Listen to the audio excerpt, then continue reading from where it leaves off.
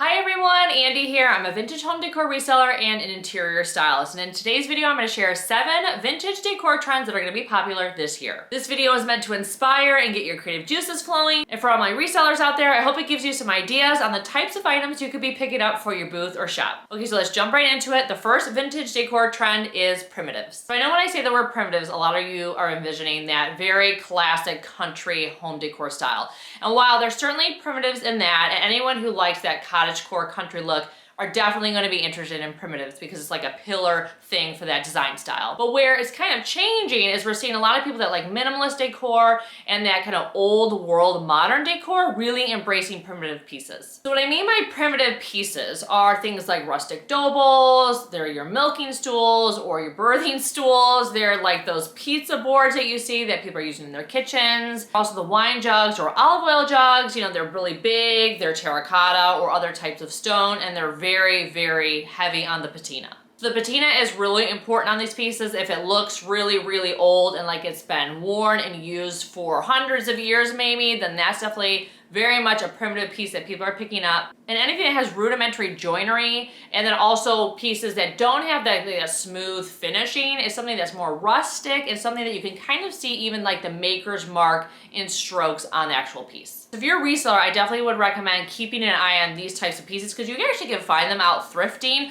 I actually found, and I will show you right here, I actually found, I probably need to do a different like pan, but this like rustic birthing stool, this is actually being sold by one of my very favorite primitive dealers. I will pop their information on the screen. They have amazing stuff. They really basically have like set this stage for this design style because it's just so curated. But they're actually selling things like this now, and I got this for $7. Now some of you may look at this like, who would want this? But people that love primitive decor will be very interested in this piece. Another primitive piece that I picked up, which is huge, is this very rustic bowl that will look amazing on a kitchen island. Like if you had a huge kitchen island, you could put your fruit and other stuff in here. I mean, this is a very cool piece. I actually got this like a year or so ago and I totally forgot about it. And now I'm just like, you know what? With primitives being in, I'm gonna get this listed in my Etsy shop. The next term we're gonna talk about is Curv Linear design. And I apologize in advance. I'm gonna say Curv Linear probably 20 million times and it could be a drinking game by the end of this segment of this video. But Curv Linear design is becoming very popular, and you may be wondering, what does that mean? Basically, it means all of the curves and the soft edges and the scallop detailing that you're seeing right now, that is because of postmodern design, which definitely has that curved look to it. So right after mid-century design was popular, came postmodern design. Postmodern design was really like the opposite of mid-century. Mid-century is definitely the hard lines, everything was squared off, and postmodern design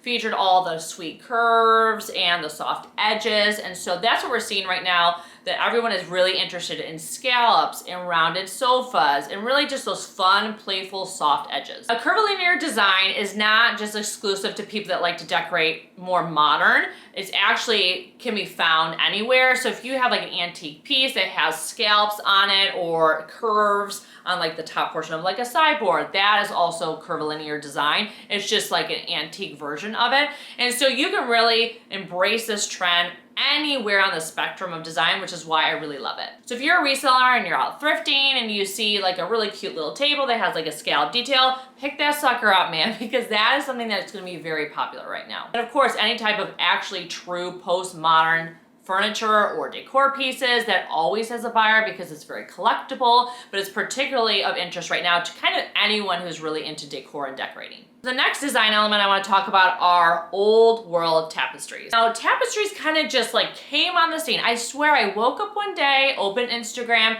and every other picture in my feed was someone that had like this beautiful minimalist room with a very cool antique tapestry on the wall behind. Tapestries are amazing because instead of doing like a large scale piece of art, which can be very expensive, you can fill a wall with something that's very cool and textural and has all this history. And that's why I think people are really gravitating towards it. And also because old world design styles are very popular right now, like the modern Victorian and the cottagecore. All that stuff is not going away. And so I think that's why a lot of people are really excited about tapestries right now. If you're a reseller and you have one of these tapestries in a storage unit or in your inventory, make sure you get that thing listed. Or if you're sourcing, whether online or somewhere in a shop, keep an eye out for these things because like I said, they're very popular right now. And these types of decorative elements that are very specific like tapestries, had kind of a smaller window. And so if you can find one right now or have one right now, I would say definitely get that up because you never know when something's going to come in and then go right back out. So the next trend I want to talk about is cool tone metal, which means your silver and your chrome and your pewter. So brass and warm tone metals have been hot for like a decade or more. So hot, in fact, I mean, I can barely find brass at the thrift store anymore. But many design influencers, especially my favorite Emily Henderson, have predicted that really those warm tone metals are kind of on their way out and cool tone metals are on their way back in. So you can expect to see a big uptick in your traditional silver style pieces. I'm talking about your platters and your vessels and all sorts of silver pieces that would probably be the hallmark of something that's very old world or traditional. But modern design, especially mid-century and postmodern, always had chrome and silver elements to it. So think of like your chrome accents on furniture or your chrome lamps. Pieces like that are also gonna be really popular. So when you're looking at silver and cool tone metals, you know, don't just look at it from a traditional like view, also think about it from a modern standpoint. So there's a really wide range of things that you could source if you're a reseller to add to your shop. So the next trend I think is something that's gonna surprise you guys, and that is the return of skirted furniture. Yep, you heard that right. Skirts, dust ruffles, all those things are coming back in style. So after a decade or more of people really being into mid-century furniture, which basically shows a lot of leg, there are no skirts on mid-century furniture, and a lot of the furniture inspired by mid-century design. We're seeing a lot of design influencers really getting excited about skirts on furniture. So my very favorite examples of this design trend right now is this beautiful sofa by Sarah Sherman Samuels. I not only adore the color, and we're gonna talk more about this color coming up, but I also think the pleat and the skirt on the sofa just adds that wow moment to this particular sofa. So there's a trend with furniture flippers right now where they take pieces that have a skirt or a dust ruffle and they actually remove that in hopes of making the piece look a lot more modern. If you're a furniture flipper or reseller watching this video, you may consider leaving that piece of fabric on the furniture piece. So the next trend we're going to talk about is mid-toned wood. So I know this trend is going to give a lot of you the ick factor because we've been programmed by the design community for decades now to think that orange tone and red tone wood is completely out of style. So the design community now is actually getting really tired of like the cool tone woods and the blonde woods, and they're really embracing kind of this mid-tone color. So I think what's really driving this shift from cool tone woods to more mid-tone woods is the resurgence of 70s decor. And because the 70s are back in, so is wood paneling, and people are kind of looking at that wood paneling and looking at wood tones in that particular area and with new, fresh eyes and really loving the warmth that they're providing. So I actually just moved into a home that was built in the 80s by someone who absolutely loved the 70s. And so I have an entirely wood paneled ceiling in my studio space here. My downstairs is all wood paneling. I have a wood paneling accent wall in my entryway and a paneling by my door. I mean, I have wood paneling everywhere. And if I would have seen this home, we just moved in the home, by the way, it's been about a year. If I would have seen this home, like even like 2 to 3 years ago, I probably would have been like, yeah. Like absolutely not, there's too much like orangey toned wood everywhere and I would have wanted to paint it. But now, because I've seen so much 70s decor again, and a lot of designers and influencers are kind of embracing and kind of just like celebrating this particular type of wood, I am now looking at it with fresh eyes and I have no desire to paint. If you're a furniture flipper or reseller, you may have totally ignored any type of furniture piece that has that particular like orangey undertone, or you may have actually stripped it off and restained it, but I'm here to tell you that you may not have to do that anymore. So the final trend I'm going to talk about is the return of the color red. So red was super popular in the early 2000s, and yes, anything in the early 2000s is considered vintage because it's over 20 years old.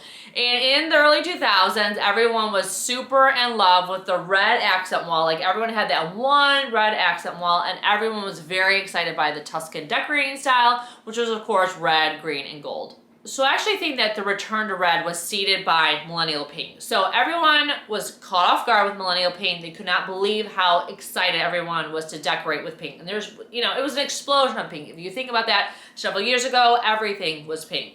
And then anyone who liked pink kind of moved into mauve because 80s decor came into town and people were really excited about that particular design era, and obviously pink. You know, mauve is another iteration on that particular color spectrum. And then anyone who's been interested in mauve is kind of now embracing another type of red tone, which is your burgundies and your wine colors. So while all tones of red are fair game in this particular trend, I will say like the subset of dark red tones, like your wine and your burgundy, like I just mentioned, those are the ones that have been really embraced by the design community and also like retailers. Like if you go to a retailer and you see something that is going to be on the red spectrum, it's definitely going to skew more dark red. If you're active on social media and you follow a lot of design influencers or interior designers, you may have seen a bunch of videos recently where they're talking about the unexpected red theory. And the unexpected red theory means like when you take a really beautifully decorated room and you add a pop of red, for some reason it makes the room look even more styled and intentional rather than just simply decorated. That's one thing I really love about incorporating red is it really does have that wow moment and that element of surprise in the space. And so I think there's just a lot of really good examples of this unexpected red trend. And I think for anyone who is like, I'm not sure I'm really excited about this red trend coming back into style, I think the pops of red are a great way to kind of dip your toe in this trend. Because that red is now trending again, I'm looking at red decorative objects in a totally new way, and I'm softening to them and getting excited about them again. Because remember, I had to kind of undo all that programming, like deprogram myself to look at red and not be like, ew, red, and think, ooh, red. So I actually picked up this mirror like over a year ago at a rummage sale. It was $1, and I have been sitting on it. And when I originally grabbed it, one, it was $1, and two, because I thought, oh, I could either paint it again or I could strip it and refinish it because it's like the solid wood, very cool frame, has some like nice patina on the mirror.